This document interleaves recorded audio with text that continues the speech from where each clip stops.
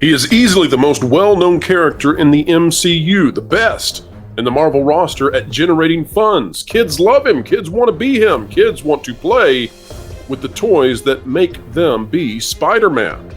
Yet somehow, some way, Marvel is finding its way into controversy over and over with the character. This, due to Spider-Man 2 and all of the stuff surrounding that game's launch.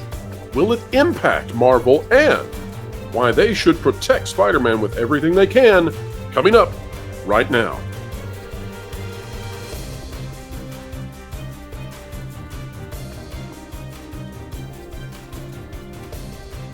Hello folks, welcome back to another wonderful video here on the WDW Pro channel.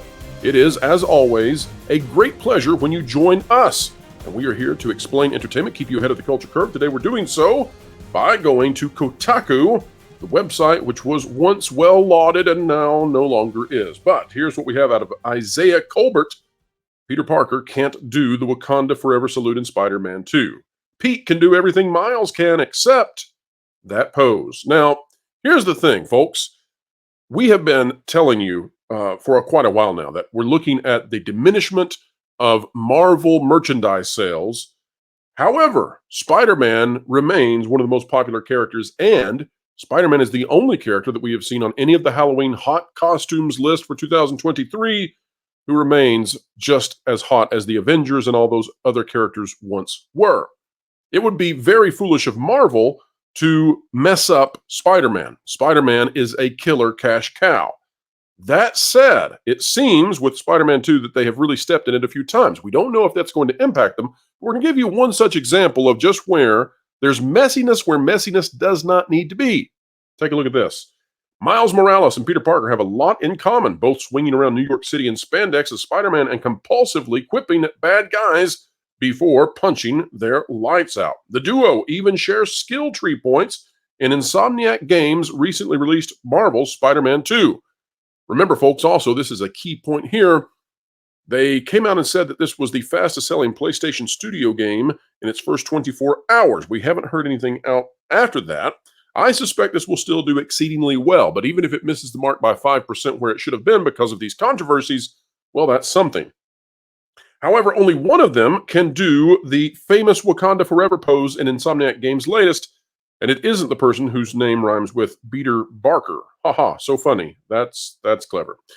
Spider-Man 2 is filled with comic book and film references, both obscure and popular. Insomniac's latest pays homage to the late Chadwick Boseman, though through Miles' Forever Spidey suit that looks a lot like that particular outfit that Chadwick wore, and by erecting an embassy of Wakanda in Midtown.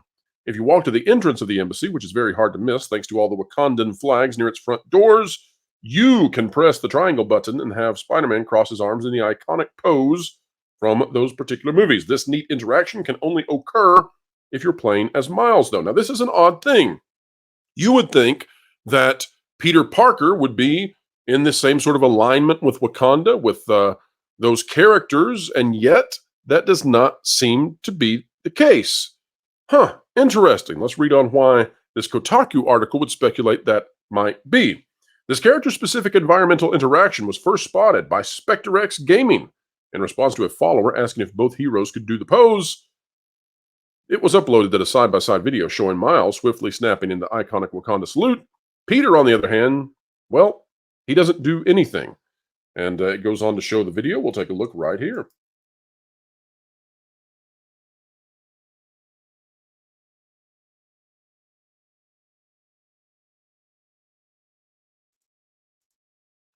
Now, that's quite strange, again, because Peter Parker should be a friend to all the Wakandans, you would think. The nation is always presented as utterly good and above reproach.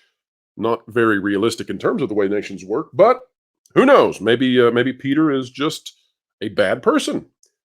Here's what some of the TikTok commentators had to say about this. Why is Peter not allowed to do it? Aren't Peter and T'Challa homies? Peter don't Wakanda. Peter would definitely do it. I don't know why they chose not to let him do it.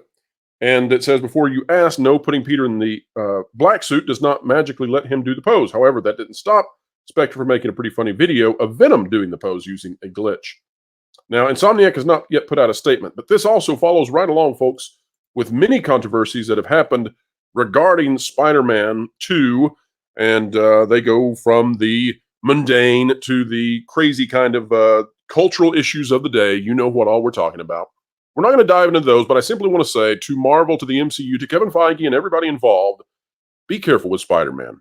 I mean that. This is by far your most lucrative property left that you have not damaged. Spider-Man, then you've got Iron Man, Captain America, the original, of course, and then the X-Men. That's what you have left. You've really devastated things like the Hulk. You've really devastated things like Hawkeye.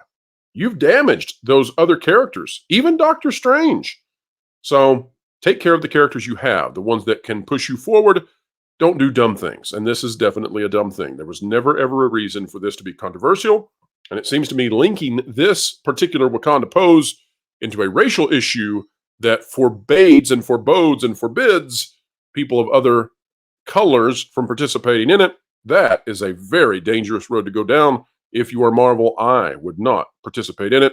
And in fact, if I were Marvel, I'd call Insomniac and say, put the pose onto Peter Parker. It's as simple as a quick switch. Go ahead and do that. Click the box, make it happen. We don't need this type of controversy. All right, folks. It's a short video today because we have a massive pro show coming out on the same day. Today is Thursday, October 26th, if you're watching this video at the time of release, and we have a major pro show. It's a spooktacular show where I will be going on camera for the very first time. Not only that, but we are going to be having call-ins. We're going to be having prizes, all kinds of stuff going on. You do not want to miss out, not for 1 second, the pro show today as we dive into everything entertainment. We keep you ahead of that culture curve, as always, of course, folks. So make sure you check it out. Also, in the Pro Store, we now have Star Snores merchandise. You'll want to check that out as well. And we'll see how that goes. All right, folks. Have a wonderful day today wherever you are. Keep having fun. Folks, keep learning. Keep growing. And I just said it. Keep having fun. Make sure to catch the Pro Show Thursdays 5 to 7 Eastern Time. Entertainment Explained, The Culture Curve Conquered, live with Pro and all his friends. This Halloween's definitely gonna be something. Even after dead franchises like Marvel are like zombies, rotting corpses of their former glory. Dead, but still animated. I wonder, are there any franchises with some afterlife qualities? One Piece is almost vampiric, as it's sucking the life out of the competition. Yeah. DC is kind of like Frankenstein's monster, with bits and pieces from everywhere and nothing is consistent. I'm the ghost of Star Wars. You know what would be a real treat this Halloween? Checking out WDW Pro. He's got all the sweet news on his Thursday live show at 5 p.m. Eastern. Not to mention, his daily videos are a real treat. Guys, I'm the ghost of Star Wars. Get it? You know, we should go and make sure we're subscribed. Guys, I'm the ghost of Star Wars. And while we're at it, we'll ring that bell to make sure we're notified.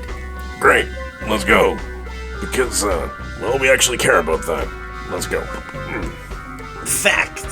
Star Wars is not dead. It's haunting the staffs of Disney Plus.